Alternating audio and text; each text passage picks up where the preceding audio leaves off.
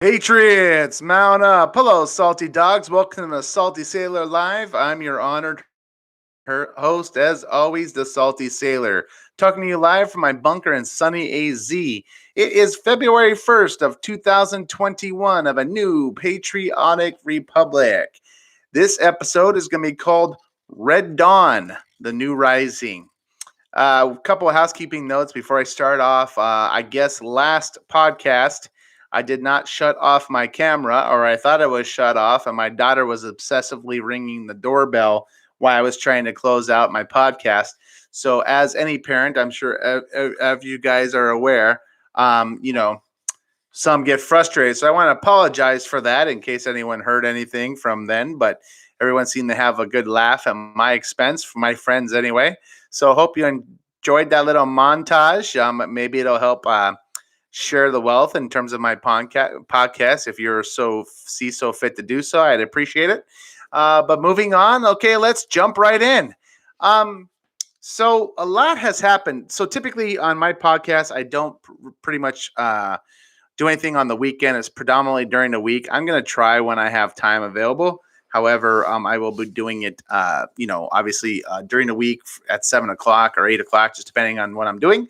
But there we go. So here we go. Demos and GOP trying to oppress us via legislation. They're already starting to try to submit bills to essentially kind of quiet us, as conservatives. It's been happening obviously via censorship, via Facebook, YouTube, other streaming platforms. I myself has been censored on podcasting, so Anchor FM, you suck. But that just goes to show you kind of where we're leading. So they're trying to introduce it. The only way that's going to get rectified, honestly, guys, is if we fight and keep fighting. Again, we only have a few, who knows, maybe a year or two of this Biden anyway, the way he's going. So I'll discuss that further along in the show. Trump's legal team leaving. Basically, guys, it's been all over there. Obviously the mainstream media is basically saying, "Oh my God, they don't even want to support Trump," and blah blah blah blah. Again, the typical mainstream media rhetoric. I would say honestly, the way it was kind of broken down, in a couple sources I looked up on, is essentially difference of opinion. He fired him. Let's be real. Obviously, they wanted to go one route. He wanted to go the other. He'd rather play offense than defense. Obviously, if everyone knows correctly, the best defense is is a better offense. So that's the way he wanted to go. They wanted to perform the latter. So apparently, he hired two attorneys that are more in his on sync with him and exactly what he wants to do. So good. I mean, obviously, I'm sorry, but if I had something against me, I would think I would want the best people representing me as well. So that's kind of it with that. It's not as dire and dreary as they say. So don't be fooled in that regard. The good news is the way this law team is structured, he's going to actually be able to show or submit the evidence of voter fraud. Who knows where that goes? I kind of have more on my thoughts on this, but anyway, we'll just put that to bed for now. But that's essentially what's going on as of today and last week. Breaking the Biden regime basically fears people. There was a huge caravan of additional soldiers of National Guard troops that arrived today in D.C. Why? If he is such the president and he's supposed to be, as we say, the resident, according to some of my fellow podcasters, why does he need more additional security? Isn't that what the Secret Service is for? Doesn't it almost seem like he doesn't trust anybody? Why would that be, I wonder? Maybe if you were so sure you won the election, you wouldn't be scared of things, right? That's what at least I would think. But apparently, he needs more. It's kind of, the thing is kind of a dictatorial strategy there, isn't it? Like basically, I don't know, looking like a dictator now, right? When you go to, I was in Iraq, right? So in Iraq war, Saddam pretty much had armed guards, multiple different duplicates of himself all over, armed palace guards, fence surrounding it, kind of similar, huh? Maybe we're looking at a dictator right before our eyes. Who knows? But again, if he was supposedly voted in by the people, why would he need all that, right? Maybe this is becoming the new norm. Who knows? Moving on to the next one, the Burmese military. Now, this is where it gets kind of interesting, guys, and it can kind of be relatable to today's kind of situation, especially when it comes to Biden. Um, Basically, in another short of it, the military has arrested a lot of the Burmese corrupt leaders, basically over voter fraud. Which, does this sound familiar? It's reminiscent of what's kind of going on now, right? Like, it's almost too similar to ignore it.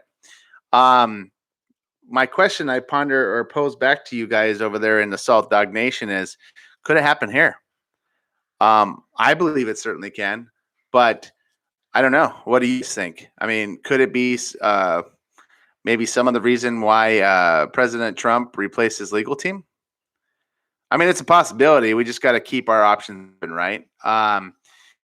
Again, it also comes down to, fighting the fight, and whether it's from, the state side, legislative side, getting out there, supporting your local Republican candidates that believe kind of in the same similar situation or ideals. Maybe that's what it is. But again, you never know. I mean, never say never, right? So that's what I would say there with that one. I'm going to discuss later in the show about Trump, what I believe is Trump's 2.0 plan, or Trump 2.0, right? The rebound, like Rocky, right? He's coming back for the fight, the championship belt. So, okay, moving on. Project Veritas. I don't know if you guys saw this. It's about a specific Facebook platform and their geeky leader. Basically, insider leak footage showing executives on the platform that could influence presidential decisions. Essentially, by not only Mark Zuckerberg's on there describing kind of his battle plan on what he did or what he was going to do. If he had over $500 billion kind of kicked to the election for ads and other stuff, kind of seems like the tech giants are kind of pushing their narrative, right? They're able to control the narrative as well as the mainstream media. Interesting enough is, again, are we going to start doing something about this? And I believe help is on the way, and I'll get into that more later on the show. However, we just have to see how it kind of the situation dictates itself, right? Like, what's going to happen. Another side note, I think it happened on this weekend. I pulled an article up. Basically, the Biden administration fired Trump employees, essentially, in the Pentagon, who were out on maternity and paternity leave. That's just basically effed up, right? I mean, you're essentially canning people that were on paternity leave or maternity leave. So as a female, I would kind of be upset, right? I thought this was they cared about women's rights in this presidential candidate. I thought they did. Apparently not. It's shown. I think it was just to prove a point. So obviously, there you go, right? They basically, all dictators kind of need some sort of, I guess, maximum security, right? So I just find it interesting that they were calling Trump that, but eventually it wasn't Trump. Interesting. DOJ delivers a huge blow to the crazy left. Basically, it was an article. I can't remember what article it was, but basically it was all the articles of impeachment that are trying to get Trump for is essentially getting booted out. They're letting people know, like, part of that DOJ plan was that the fact of that some supposedly the inciting of basically the reason why he's getting impeached, obviously, is the incitement of the riot at the Capitol building, right? So apparently some of these arrested people that they caught were obviously not Trump supporters. So that's all coming to light, which further enacted them to go against what they were going to do. So I'm trying to find the article here where it says, hold on. Sorry, guys. Apologize. I should have had this pulled up, but apparently I thought I did, and I did not. As I'm looking for this as well, I don't know if you saw this, but Biden, I think it was last week, in the middle of signing executive orders, mentions President Trump. This dude doesn't even know where he's at right now, guys. Like, I think he's getting worse every day. Only time will tell how long Kamala takes over. And I guarantee you, we're going to look at the 25th Amendment coming into play. Watch. I bet you. Hold on. I'm just trying to get that article for you guys. I apologize. Oh, basically, it was out of the Western Journal. The incitement case against him was dealt a severe blow this week when the federal prosecutors charged 3 men in the Capitol attack, alleging their communication and coordination dated back in November. So, if it was dated as far back, then how could Trump incited the riot? Hello. So that already damages their case even before the fact that none of the Republicans are going to vote for it. They need 17. It ain't happening. So good luck with that one. And again, we're going to waste money and taxpayer dollars, and the Demos just shot themselves in the foot yet again. It never ends with these idiots in office. There was a representative, I think her name is Elise Stefanik, something like that. Stefanik. She's basically calling into Governor Cuomo of New York's, basically wanting to investigate him. Basically his decision on the elderly. It was reported, and they're now starting to find out all the numbers for COVID in New York. They totally, not only did they suppress the actual numbers, but they totally shortchanged it. Like there were far more deaths than what was reported or what was said. This is the same dude that they were trying to like obviously probably setting him up for the next kind of presidential run. This guy is would you trust him? I mean, he killed how many elderly? Ridiculous. This guy should be in prison, if not executed for his crimes. He should be arrested. Honestly, he should be arrested. Think about it if that was your grandma or grandpa, or even older, someone older that you knew, your parents even for that matter, that this dude decides, oh yeah, you know what? We're going to just drop them in nursing homes during the COVID factor. Yeah. And people died. So this guy should be arrested immediately. I'm calling for that immediately. Again, I was just talking about the Biden health decline. How long before the 25th Amendment is enacted? Guys, all you have to do is look at his past, videos, right? When he's speaking, he's calling President Trump, when he doesn't even realize he's president, he's not all there. Here's the thing I want to bring to your guys' attention. Like when Trump was president, right? You used to see him fly everywhere. He was doing conferences. You'd see him like sitting down, signing bills. You would see him meeting people in the Oval Office. You would see him doing this and this and this, right? My question I'm going to pose back to the left is, where is Biden? Have you really seen it? Like, that's why it feels weird, don't it, guys? You don't see this guy anywhere. Where'd he go? You see him maybe once in a blue moon. Otherwise, he's taken a nap. He's canceled some appearances. This is true fact. Look it up. He's canceled appearances. Like, this isn't a president. Doesn't it feel like it's more someone else is pulling the strings? This is not conspiracy theory. This is reality, guys. This is happening. So, again, he could be declining at a rapid pace, and that's why they're limiting his public, his public views, right? Kind of interesting. Makes you wonder, doesn't it? The things that make you go, So, Trump comeback 2.0. Now, let me say that again. Trump comeback 2.0. There has been a lot of people worried that is he really out? Is there something going on? I was obviously one in the bucket that thought the military would assume control of power. Doesn't necessarily mean it's not going to happen. Quite frankly, the military still can come in and control at any point if they deem him to not only dictatorial, I guess, in a better way of putting it, but if he starts if he just let China through the front door, they're not going to let that happen. The military's got our back. It's our last line of defense for my tyrannical resident, let's just say. All right. It could happen. It could still happen. I think you're going to soon see, because first of all, they're still withholding some of his briefings for intel, guys. Still. So why? They don't trust him. They'll let him do the day-to-day stuff, but they're not going to let him really truly destroy us. But here's the problem, guys. You don't think our enemies don't know this? They're sitting there looking around like, really? I hope let's all pray to God and hope they don't just try to do something and just see how he would react. Then you're really going to know if he's a true commander in chief or not. I think the military is going to assume control at that point. I think even if, let's say, the demos enact the 25th Amendment and kick him out and put Kamala in charge, guess what? I guarantee you they would do the same thing they did in Burmese, I guess, and just no, sorry, not happening. So at that point, that'd be interesting to see what would happen, right? Very interesting. Okay, Trump 2.0. Let me say this again. So think about this. What if I told you, and I think it was an article, it was one of Trump's, he's a good friend of Trump. He's an author. He's wrote a couple of his books.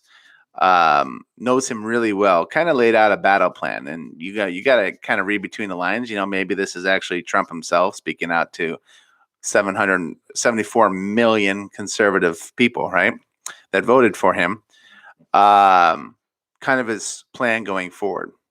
So what if I told you that obviously during his presidential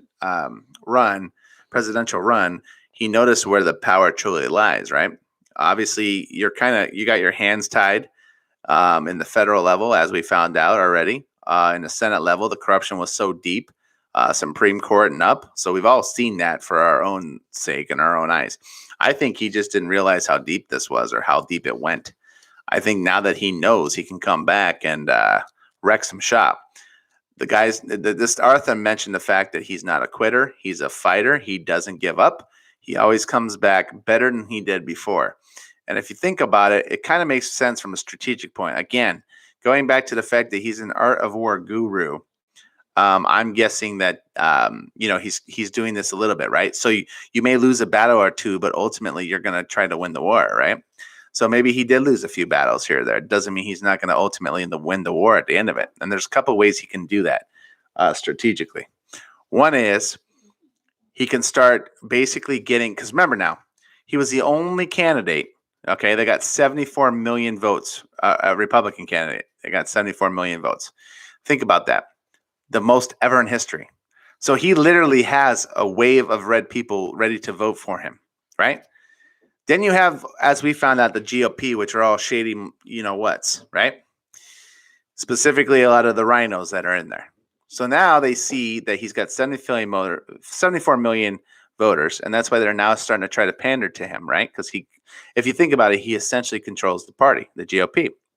Well, what if I told you that thinking strategically now, he knows that all the votes have been affected at a state level, right? We found that out with the Electoral College and who has and who holds the electoral votes, the states, the power. Not federally, the states hold the power, right? So what if he remember, now a lot of these people's seats, congressmen and senators, are due in 2022, right? Next year, essentially. Even some of the Nancy Pelosi, Chuck Schumer, what's that fat guy? It looks like Jabba the Hutt. Jerry Nadler, I think his name is.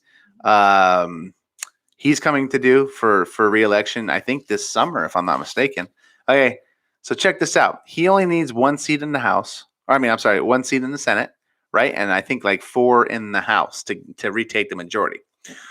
Since he has all these voters at his disposal, what if he backs a candidate, pre-Trump candidate, that strictly believes in God, basically how us conservatives think? He backs that candidate.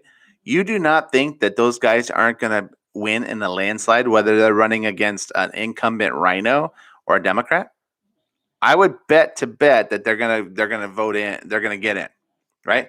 So let's just say he votes in, I don't know, a conservative person in, well, essentially all the states that he lost, right? Supposedly, quote unquote, Pennsylvania, what was it? North Carolina, Wisconsin, right? He gets or conservatives into each one of those, right? So now he can flip the House. So then now it becomes a Republican and Senate majority, right, in 2022, which will definitely fight against Kamala, supposedly, or whatever his name is, guy in office, that way, right? So that's one plan of attack or one phase of an attack. Or what? And here's the funny thing. So let's say Trump decides, okay, in 2022, I'm going to run for Congress, and I can be the Speaker of the House. Let's say. You don't think he would win? So then he can draw up articles of impeachment against the inbound, let's say, whether it's Biden or Harris for that matter, and draw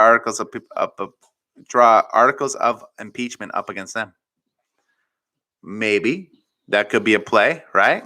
or somebody close to him, obviously, that he would use to his advantage. That could be done.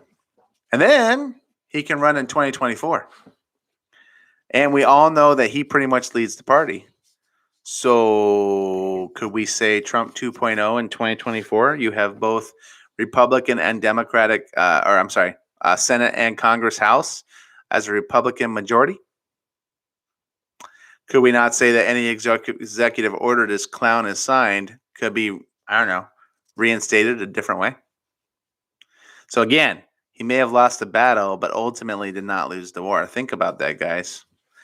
It could essentially happen. Don't sleep on it. It's possible. And again, remember, because of the vote content he has, because Biden had to cheat to do it, he's got the votes, guys. It could happen. Another one is former vice president, vice trader anyway. He basically wants to, just like every turncoat politician, right? He wants to build a policy-based committee that he wants to be tied to major donors. So he wants to fund his whatever he's doing. He won't win for president, so you don't have to worry about that, right? So like basically he has to get money somehow. So I'm sure he's going to be doing speaking and stuff like that. Like realistically, like for you to do a turncoat, wouldn't you think that you would want to do something that you'd make money on? Like I don't get. He just completely killed himself in a sense, right? I don't get it. Let's see. Another one is they're talking. There's right now. There's things going on right now in the House. They're trying to suppress some of the conservative Congress people that are starting to fight back against the power be. Again, we all know that it's not happening, guys. So I don't know. I find it very interesting that things are happening the way they are right now. I don't understand why people that obviously we know that we're not going to get any answers from the mainstream media. But if you really think about it, like what's going to happen, right? Like are we lost? Like I had a friend ask me today, like, hey, by the way, what's going to happen? Right? Are we still in for this, like long plight with Biden? And you have to just basically say for now, yes. I mean, unfortunately, he's won the battle, but ultimately he has not won the war, guys. A lot of my postings, a lot of the information I'm posting on my website, on Facebook. Basically, it's Salty Sailor Nation Live. It's on Facebook. I have a lot of my postings and the intel there that you guys need to follow up, check me or fact check me, I guess you can say. Also, going forward, if you can like and share this podcast, again, the more help I receive, the more I'm able to do certain stuff and call on certain people. Any likes or shares would be greatly appreciated. I'm not in this to make money. This is a hobby for myself. I just want to make sure that we have some sort of conservative source. I know. Oh, and Trump's plans, guys. Also, this is what I also want to say. So that was part of the phase of what he's trying to do. And the other part of the phase he's trying to do is he's trying to create a Trump broadcasting network, guys. Essentially allowing us, because I've had even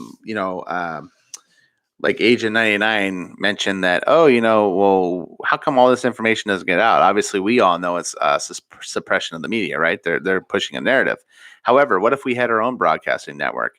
And I think and I believe that Trump is working on that as we speak. So could be more coming, in terms of that. I mean, maybe we'll have a new Facebook platform for conservatives. Obviously, Trump's working on that as well. I mean, so there's a lot going on, guys. I think these things are going to start changing pretty soon. So going forward, we'll kind of see what happens with that. But hold the faith, guys. Again, don't worry. Things are all going to work themselves out. If we trust in each other and we trust in God, I think everything will work itself out eventually. So I have a feeling very soon we're going to see some stuff. And like I said, worst case scenario, guys, we have the ultimate ripcord. I mean, we don't have to worry about ultimate